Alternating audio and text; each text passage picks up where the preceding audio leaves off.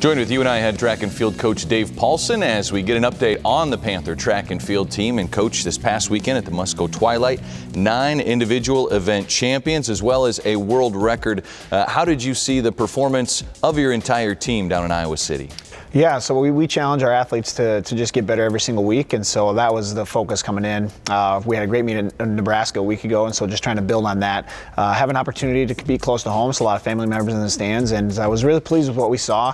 Across the board, all event areas were fantastic, and of course, capping off Jessica Heims with a world record in the discus for her category in the Paralympics.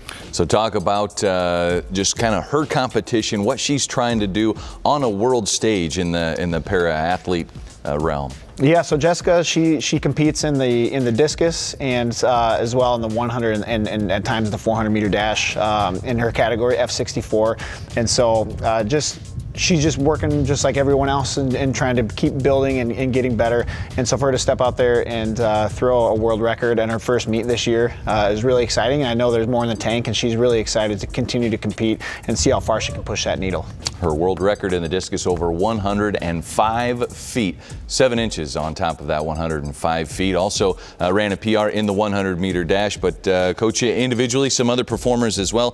Connor Ham in the 110 hurdles. He won his race and continues to look good in the outdoor season. Yeah, so Connor, he's starting off where he left off outdoors. And so last year he got down to 14:09 was his fastest time. And this year he's already run 14:10. And so for him to be right there, Cole Phillips is having a terrific year as well for us, his teammate. And I think those guys went 1-2 this weekend. And so some big point opportunities for us at the conference meet on the 110 hurdles. And just looking forward to those guys getting more reps with a little bit nicer weather. And hopefully we can see those times hopefully break that 14-second barrier.